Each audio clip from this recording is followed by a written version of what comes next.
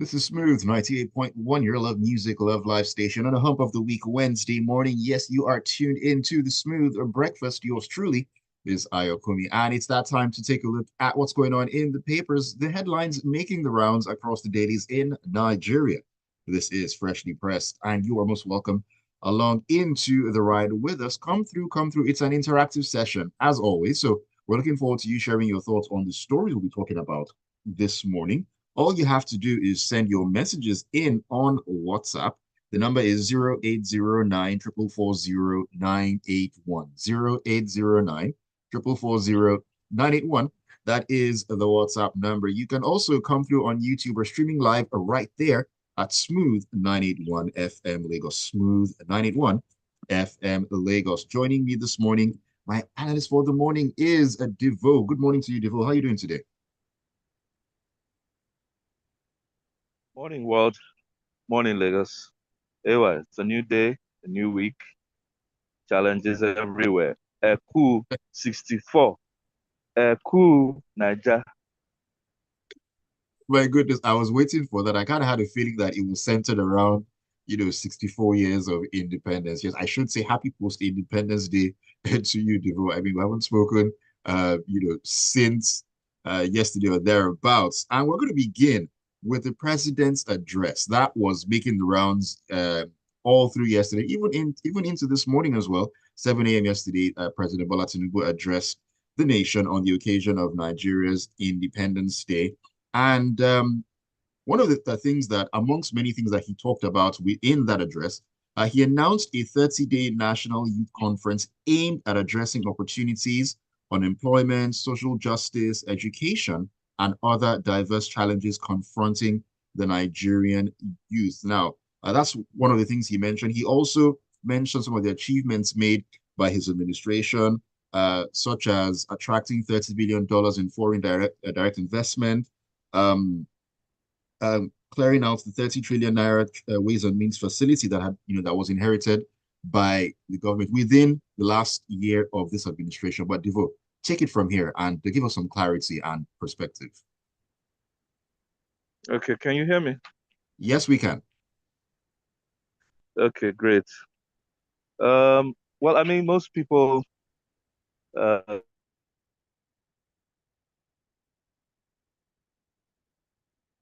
Are you there, Devoe? Looks like a technical glitch, but I think Devoe is trying to get back across and to why are we us. not? Okay, he's back. You went Can you off for hear a me now? couple of you went off for a couple of seconds there, Devoe. Okay, can you hear me now? Yeah, we can. Okay, so I said it was an independence celebration that lacked the pomp and pageantry that comes with independence. And what that means is that why are we not celebrating? Why are we not marking 64 years in a manner that comes with joy, with inspiration? It's a Mm, direct indicator of the signs of the times. Even the federal government had to say that it would be a low-key independence simply because the government was empathizing with the citizens. And that narrative on its own, for me, is a punch at the presidency because you're not meant to be empathizing with Nigerian citizens. You're elected, you're empowered, you are paid, you're given a budget so that you can deliver a better narrative, the way you said it in your mandate of renewed hope. Now, coming into the some of the items that were highlighted in the speech mm. as regards this article, that's the 30-day National Youth Conference. Um, I mean, it's been a while since we've heard.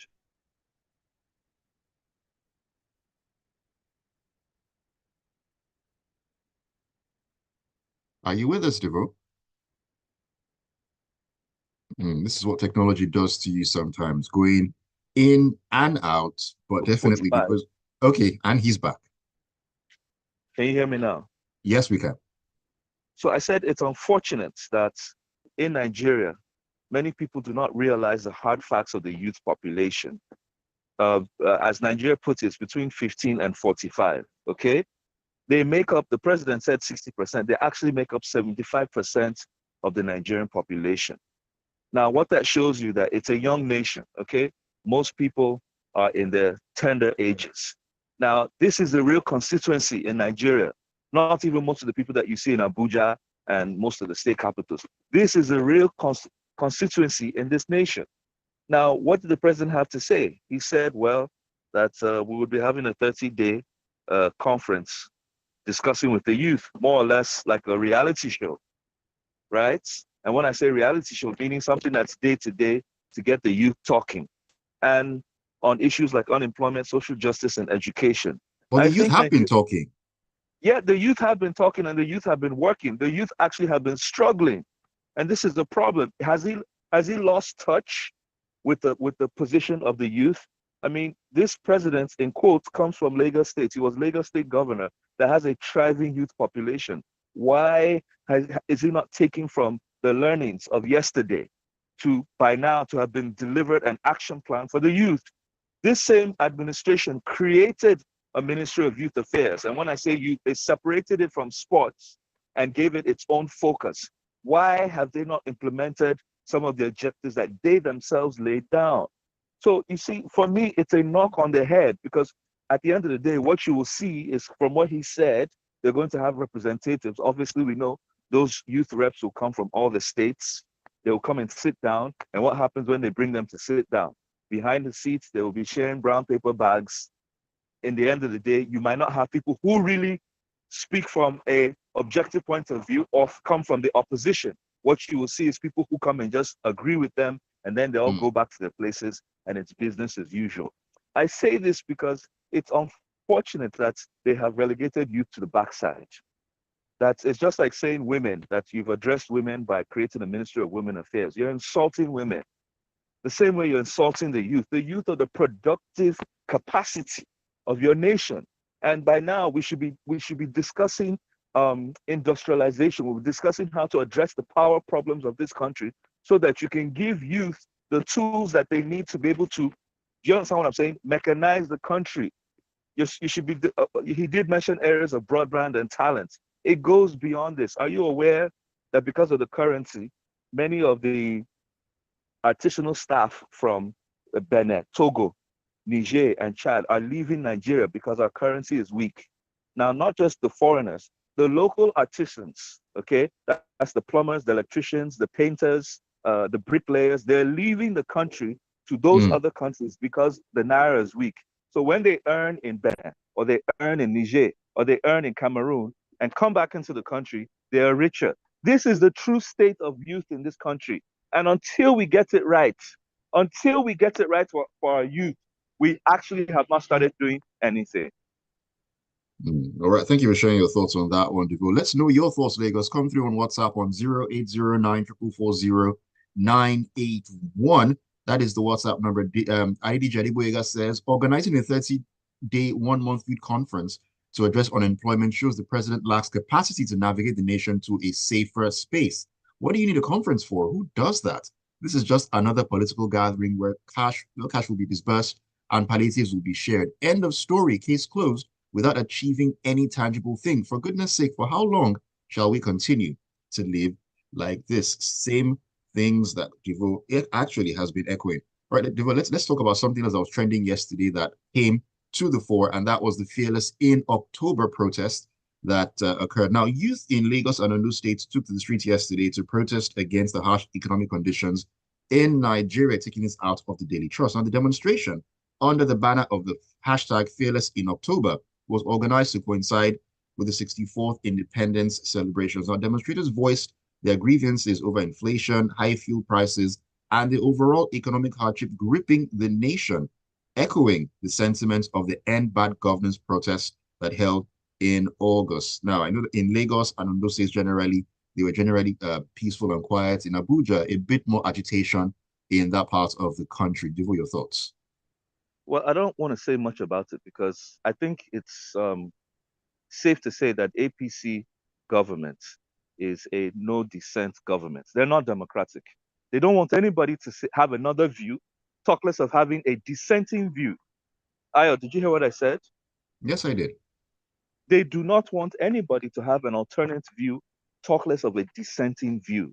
That is not democracy. That is tyranny. That is dictatorship. And Nigerians have to, I'm not even saying resist it, but let us clap for them for turning Nigeria, the Federal Republic of Nigeria, into a one, not a unitary state. Now, what is protest? Protest is simply raising your voice a little louder than you normally do. But here you have it. Anytime citizens in whichever sector or as a mass come together to speak out their grievances, what you have is the full weight of the security forces, the police, the NCDC, the military, clamping up with weapons against them. How come we don't see the same security forces clamp against the insecurity that's taking place on a daily basis? Why don't we ever see this might? We only see it when citizens want to speak out. For for for what it's worth, AY, allow them to talk. It doesn't hurt the government to allow citizens to speak up. What will happen? They will speak and they'll go home. So why all these knee-jerk reactions? Why all this shivering back and forth? Spending 45 million in the last end bad governance, and if you trace it back to NSAS, even killing a few of the youth. But Why? Devoe, isn't the government's apprehension or fear of the protest turning into something else, violence and all that, isn't that a justified It's should I not. say It's thought not because process? that's they continue rewriting history with false narratives.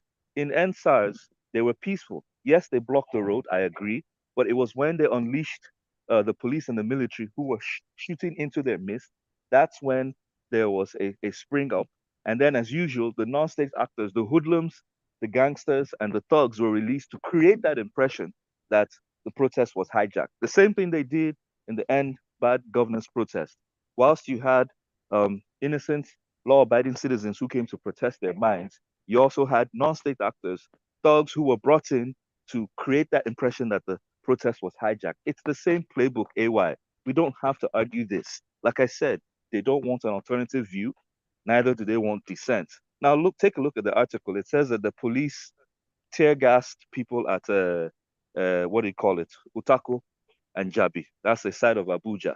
What were you tear gassing? They said they were tear gassing people at Eagle Square because they were looting shops. There's no shop at Eagle Square. So what were you tear gassing people for? It's a democracy. It is their right to pass by um, peacefully and express their grievance. Your job as the security forces is to protect these people to ensure that no one can hijack them. AY, we cannot say this without over and over again. Clap for APC. If this is all they've achieved by turning Nigeria into um, uh, a state where we cannot express our views, then maybe we should give them a medal. Thank you. All right, Devoe, thank you for sharing those thoughts. We'll take a quick break right now. We'll come back in. We'll take a couple of more stories and your messages as well. Keep it tuned. This is Freshly Pressed on the Smooth Breakfast on Smooth 98.1. Yeah, yeah, gbé fún, yeah, gbé fún, yeah, gbé fún. Who are you talking? My sister. Your sister. She come visit you for You know her very well. who's that? Hey, lost and found. Eh? I beg, we're Mariam. going back in 9 seconds.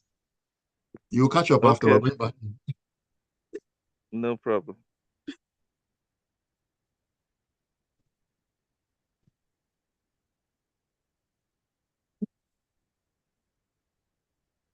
All right, welcome back to Freshly Pressed on the Smooth Breakfast on Smooth 98.1. Love music, love life. It's a Wednesday morning. Ayokunmi and Devoe are doing justice to the stories coming out of the papers. You also are speaking to us, sending your messages in. Let me take one or two before we get back into the conversation. Tony from Ikeja says, let me see here. It'll be very interesting to see the kind of youth Mr. Uzodimma will bring from Imo State. The Abuja Youth Conference is meant for APC thugs to familiarize with their godfathers in power. Okay, thank you for sharing your thoughts there, Tony. G4 says, just as people were calling on the government to reduce the pump price of fuel yesterday, we woke up this morning to an increase of the price of fuel. Really, I haven't seen that one yet, okay, although I came in really early, so I don't know if prices have changed. Who else is talking to us? Michael says, when the president talks about empathy, for me, it signifies a state of helplessness and lack of solutions as well. Damilola says, Devoe should try and be objective. Youth express themselves daily online and protest on violence with property destroyed. Shouldn't the authorities try to prevent that? I'm sure you also heard when Devoe mentioned that usually when these things happen, it is not entirely the youth. And we've seen this happen more than once at different points in time. It is not always a case of, oh, it's the youth themselves who do these things. Devoe, do you want to speak to this? Well, we always have people who try to defend the defenseless, okay?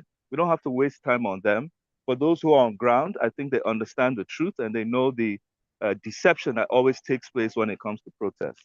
Next story. All right, let's talk about petrol. And coming out of the Guardian, it says petrol imports drops to 20.29 billion liters. That's according to the MBS. Now, following the removal of subsidy by President Bola Tinubu in May 2023, Nigeria has recorded a drop in premium multispirit PMS importation. Now, according to the Petroleum Products Distribution Statistics Report that was released yesterday by the MBS, PMS import dropped by 3.58 billion liters in second half of 2023 compared to the first half of 2023. Yes, this story can confuse a lot of people because it doesn't give in-depth reasons to petroleum distribution and consumption in the country. By saying there was a drop between quarter on quarter from last year and this year, basically there are reasons that brought this about. One, um, as you know, the petroleum price has gone up, okay? And purchasing power of Nigerians has gone down. So obviously, I mean, that's a direct cause that most people might not have enough. I mean, those who used to fill their tanks with 30,000 now have to spend between 60 and 100,000, depending on your tank volumes, to fill it up. That's a lot, you know. I filled Madame's car across the weekend and I was feeling my pockets and telling my pockets, sorry, oh, sorry, oh. So, so obviously, consumption will come down. Secondly, this is the bits that's not said in public. NNPC is owing 5.5 billion dollars. Okay, that's about 7 trillion naira to external marketers. We've not paid up. We're owing. Therefore, the normal contractual agreements that they have are not moving as they expected, meaning they're not extending that credit to them like they used to before. So these are some of the reasons that attributes to the lower um, provision of PMS in the country. But I would say what is not also said is the fact about this price differential. Okay, when you're Mm, owing, okay, especially when you're owing, you're not going to get it cheap. Secondly, if someone is subsidizing, it means that someone is paying the difference for the price you're getting. And the country is, in quotes, broke. What I mean by broke is we don't have enough money to take care of all the needs that we have put in the budgets, okay? We're already right. indebted already, and then someone now adds extra bills to it. So what it means is that PMS is going to come at a high price. Literally, we recommend that the government removes the subsidy completely because they've used it as an opportunity to for corruption and profiteering. Okay, now some would say, "Oh, how will we cope when the subsidy is removed? If we're paying 1,200 or 1,500, like every other country around us is paying, how will we survive?" You will survive not because things are much higher. You survive because the savings, that 7 trillion that they normally spend on subsidy, hopefully we can agree and fight where that money should be allocated to, especially where it regards social amenities like roads, like hospitals, like drugs, like education. This is what needs to be done. So at the end of the day, we get value from the high cost of things. And then somewhere down the line, the balancing effect takes place. Thank you. All right. Fabian from Ekpe says, it is said that only the guilty are afraid. It goes without saying that the government will continue to show its might against innocent citizens, as they do have reasons to be afraid. Unfortunately, our security forces are the pawns used to terrorize the taxpayers. They should use their might to fight terrorists and rescue kidnapped victims. Thank you for sharing your thoughts. Ibrahim Zachary says, it's unfortunate we are in this shenanigans. Devoe is spot on. The intended youth conference is unnecessary in my view. It's another distraction. This administration should stop kicking the can down the road. Thank you for sharing your thoughts. Ajayi Loninua says, the president's speech yesterday failed to address the agitation of the masses. Like his predecessor, he continues to feel the pain of the people, but failed to announce policies that will ameliorate said pain. Um, time was time was when presidential broadcast uh, would bring jubilation to the people. God help us. That's Ajay Oludinwa. Thank you for sharing your thoughts. All right, Devoe, let's get into the story coming out of the Punch. Now, amidst plans by the federal government to allocate fresh funds for conducting integrity tests on all dams in the country, findings by the Punch have shown that a total sum of 179.77 billion naira was allocated for the construction and rehabilitation of dams across the country over the past 10 years. Now, this is according to an analysis of budgetary allocations disbursed to the Federal Ministry of Water Resources and other related agencies between 2015 and 2024. Yes, by the way, just to add something, for those who want to understand what a conference is about, um, the protest is a conference on its own. The youth are usually the ones that come out. If the president would have been coming out to listen to the youth when they speak during protest, maybe we wouldn't be in this situation. And that's even free of charge. You don't have to spend the money they're about to spend in trying to achieve that. Now, going to the story, 180 billion, that's about let's say a million, yeah, $1 million, $2 million that has been spent within the past 10 years on dams. There are about 200 and something. How many dams in the country? About I think about 300. Yes, 326. about 300 dams in the country scattered around Nigeria. And you know what the dams do? They hold back water, okay? They also Right. help if you use it properly for all year round irrigation, which means you plant uh, during the rainy season and you also have enough water to plant during the dry season, okay? Also, it helps with flood control and also water supply. And even Mm, when you get it right, you have hydro-powered dams that produce electricity. So literally, a dam is God's gift to man. Well, it's not. They're not natural things. We build them. What you would wonder, dams are operated under the Ministry of Water Affairs. How come we've been having perennial flooding, especially from the Alu Dam, and the amounts of money that have been spent to maintain it? It's clear that the money was stolen. It's clear that the money was misappropriated. We even hear that out of the 100, 200 million that was spent this year, only 20 million went to the dam. What happened to the rest of it? Who is checking? This money comes through the Ministry of Water Affairs, and part of the money that goes to this money is money from the ecological funds. How come there's no audits that takes place to confirm that this money went to do what it was sent out to do? Who are the people in charge? Why are heads not rolling? Why are governors coming out to blame climate change? AY, these are the hello? questions. I mean, Yes, looking at money looking at the money amount of was monies released. that are being spent. Yes, money was released. But here we are, the dam overflooded, right? And killed a lot of people, left over 1 million people displaced, okay, in the Borno state that we were already trying to patch up together. And then no one is held to account. AY. We can't keep fooling ourselves like this. We just cannot keep fooling ourselves. Most definitely. And I mean, looking at the fact that we have about 323 dams in the country off the back of the allowed dam incidents. Now, what is the guarantee that all the other dams in Nigeria right now are not, on their last legs, looking at what has happened now? And AY. The question is, does the Ministry of Water Resources, do they still function? Between you and I, do we know who the minister is? When last did you drink tap water in Nigeria?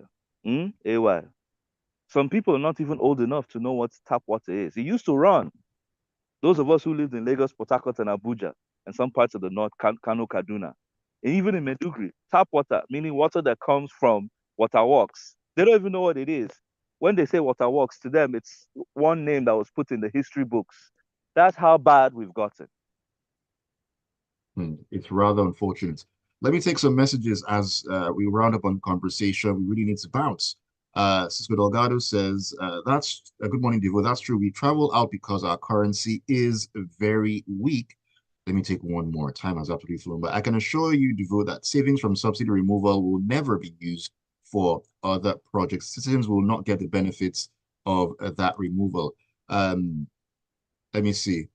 Julius doesn't agree with you, Devo, and he says that by taking all things in perspective, this administration has actually implemented viable solutions. That's according to Julius, and I'm not sure exactly what he's referring to in stories that we actually took. But thank you for sharing your thoughts, and thank you, Devo, so very much for joining me this morning on Freshly Pressed. Always a pleasure having you. All right. All right, Till next. Lagos, do have yourselves a great Wednesday morning. Keep it tuned to Smooth 98.1 and the Smooth Breakfast 8:15. We'll get into the locker room. It's all about sports at that point in time. Pressed on Smooth.